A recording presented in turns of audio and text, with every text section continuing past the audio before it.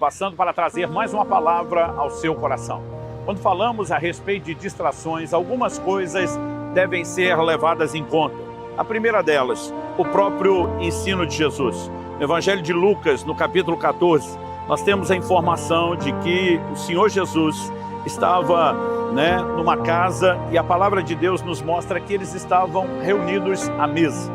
E o texto sagrado diz, Lucas capítulo 14, verso 15, ao ouvir tais palavras, um dos que estavam à mesa com Jesus lhe disse, bem-aventurado aquele que participar do banquete no reino de Deus. Então eles estão à mesa, estão falando do reino de Deus. Esse homem mescla o banquete com o reino e fala, bem-aventurado o que participar do banquete no reino. O texto diz, Jesus, porém, respondeu, certo homem deu uma grande ceia e convidou muitos. A hora da ceia enviou seu servo para avisar aos convidados, venham, porque tudo já está preparado. Mas todos eles, um por um, começaram a apresentar desculpas. O primeiro disse, comprei um campo e preciso ir vê-lo, peço que me desculpe. Outro disse, comprei 5 juntas de bois e vou experimentá-las, peço que me desculpe. E outro disse, casei-me, por isso não posso ir. Primeira coisa que me chama a atenção é justamente a ideia de banquete. Banquete não fala apenas de se sentar à mesa para refazer as forças. Fala de um período de festa, de comunhão, de relacionamento. Normalmente os convidados eram pessoas, não apenas que aquele que convidava queria honrar, mas desfrutar da companhia delas. Não se sentava num banquete para comer rapidamente e correr para outra atividade. Ele era a valorização do relacionamento. E eu e você precisamos entender que Deus nos criou para o relacionamento. O Salmo 25:14 diz que a intimidade do Senhor é para aqueles que o temem, aos quais Ele dará a conhecer a sua aliança. Quando olhamos para o jardim do Éden e o desenho da criação de Deus, vemos que Deus visitava o primeiro casal diariamente. Eu gosto de brincar que Ele não respeitou nem a lua de mel do primeiro casal. Ele estava dizendo, eu quero ser parte da vida de vocês todos os dias. Ou seja, Deus sempre buscou relacionamento. E eu e você precisamos entender que mesmo quando Adão peca, a pergunta que Deus faz, Adão se esconde com vergonha de Deus, a pergunta que Deus faz não é o que é que você fez, a pergunta de Deus é aonde você está. Em outras palavras, é como se Deus estivesse dizendo, o problema não é tanto aquilo que você fez, mas para onde aquilo que você fez te levou, para longe de mim. Traduzindo, eu perdi você, eu quero você de volta. E aí nós ensinamos o plano da redenção apenas como se envolvesse perdoar pecados, remover a condenação eterna do inferno, mas muitas vezes não valorizamos o resgate do relacionamento, da comunhão, da intimidade. Precisamos entender que a salvação não é mero resgate da condenação eterna. Aliás, quando Moisés vai até Faraó, e nós lemos isso em Êxodo no capítulo 5, e ele traz uma mensagem da parte de Deus, deixa meu povo ir, a palavra é para que me adore. O propósito da redenção é a adoração. Aliás, nós vemos que Zacarias, o pai de João Batista, cheio do Espírito Santo, profetiza dizendo para que libertos das mãos dos nossos inimigos, o adorássemos em santidade e justiça todos os nossos dias. O propósito da libertação que Deus produz é nos conduzir à adoração, não porque Deus precise dela. Paulo, pregando em Atenas, diz que Deus não é servido por mãos humanas como se necessitasse de coisa alguma. Ele não precisa da nossa atenção, da nossa valorização, da nossa adoração ou da comunhão. Mas Ele sabe que eu e você jamais seremos preenchidos sem a comunhão com a presença dEle. Então somos chamados para esse lugar. Mas quando Moisés vai até Faraó dizendo, deixa meu povo ir para que me adore, qual é a resposta de Faraó? Que na tipologia bíblica é uma figura de Satanás.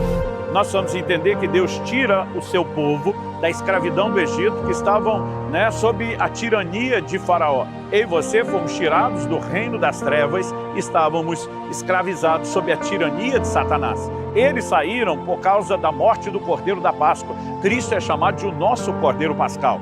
Quando eles saem do Egito e chegam no Monte Sinai, Deus diz que eles eram o povo de propriedade peculiar dele, dentre todos os povos. Eu e você, como igreja, somos chamados por Pedro de propriedade exclusiva de Deus. O paralelo da redenção é claro. E eu e você precisamos entender que diante disso, Faraó, que representa Satanás, responde, esse povo deve estar muito ocioso para estar pensando em adoração. Ele diz, vamos enchê-los de trabalho para que eles não tenham tempo de pensar em adoração. Ele sabe que o chamado final de Deus é para que tenhamos comunhão e relacionamento. E ele tenta sabotar isso por meio de distrações. O pecado é uma deliberada manifestação de rebeldia do ser humano que vira as costas para Deus e o troca por aquilo que é ilícito, errado. Mas as distrações, elas acabam sendo muito mais sutis, porque normalmente elas não entram na definição de algo ilícito, pecaminoso ou errado. São coisas não apenas listas, mas que muitas vezes são sinalizadas na palavra de Deus como uma expressão da bênção dele, do cuidado dele por nós. Pode ser o cumprimento de uma promessa, uma resposta de oração. E aí Jesus menciona 3 desculpas foram dadas. O primeiro diz: comprei um campo, preciso ir vê-lo. Está falando da aquisição de uma propriedade. Nenhum de nós hoje trataria a aquisição de uma propriedade como algo ruim. A maioria diria bênção de Deus, resposta de oração, cumprimento de promessa. Mas eu e você precisamos entender que há coisas que elas não são erradas em si mesmas, mas que podem ocupar um lugar de importância que não lhes pertence. E quando concorrem com o lugar de importância de Deus, aquilo que não é errado em si passou a estar no lugar errado na nossa vida. O outro diz: comprei 5 juntas de bois, numa época onde todo mundo tirava o sustento da terra, onde não tinham maquinários da agricultura, como plantadeiras, colheitadeiras. Ter 5 juntas de bois significava aumentar exponencialmente a produtividade. O aumento da produtividade significa o aumento de recursos, ganho no bolso, segurança material. Nenhum de nós trataria isso como errado, diria bênção de Deus, resposta de oração, cumprimento de promessa. A terceira desculpa de todas elas é a que menos podemos classificar como algo ruim. Casei-me. O casamento é ideia de Deus, não há nada de errado com o casamento. Errada é a escolha que alguns estão fazendo de com quem casar ou a forma de como conduzir o seu matrimônio. No entanto, quando coisas corretas, listas, ocupam um lugar de importância que não deveriam, nós estamos nos perdendo em algo que pode ser classificado como distração. Me lembro quando meu filho Israel ainda era bem pequeno e eu dei de presente para ele um videogame novo. Ele ficou empolgado, ele fez uma festa como nunca antes nem depois. Ele celebrava, ele corria pela casa gritando, ele se jogava no chão, simulava estar tendo uma convulsão, que ele dizia que era convulsão de alegria. Ele me segurava assim, com as mãos no rosto, nas bochechas, dizia: você é o melhor pai do mundo. E aí saía a correr, simular a convulsão de novo. Ele fez festa. Mas eu brinco que aquela alegria toda, ela acabou depois me afetando. Por quê? Eu perdi meu filho para aquele videogame. A partir daquele momento, quando eu chegava em casa, era difícil conseguir a atenção dele, poder brincar com ele, celebrar o nosso reencontro, porque ele estava distraído e o tempo todo só dizia: peraí pai, peraí, só vou passar de fase. Eu lembro de um dia que a minha vontade era jogar aquele videogame pela janela do quarto dele, que era o sobrado, o andar de cima. E o Espírito Santo, anos atrás, falou comigo: você lembra do videogame do seu filho, daquela história? Eu falei: lembro. E disse: vocês fazem a mesma coisa comigo o tempo todo. Coisa que vocês desejaram, oraram, pediram, eu os abençoei, e vocês ficaram tão felizes, agora estão roubando vocês de mim. Não são coisas erradas, mas elas não podem se tornar tão importantes quanto Deus, nem tão pouco, muito mais do que Ele. E eu e você precisamos reorganizar a nossa vida pelo prisma das advertências bíblicas e precisamos cuidar com o perigo das distrações. Precisamos cuidar porque, como eu disse, alguns se perdem e sabem que estão perdendo, outros não.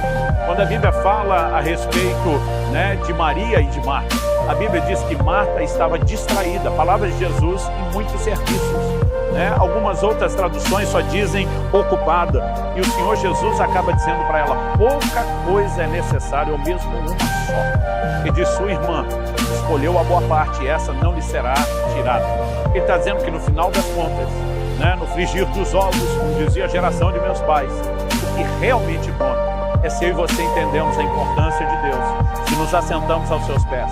Mesmo a disposição de Marta de trabalhar para agradar e servir Jesus, que era uma boa motivação, ela não poderia ter suplantado essa disposição dela de estar aos pés do Senhor como sua irmã.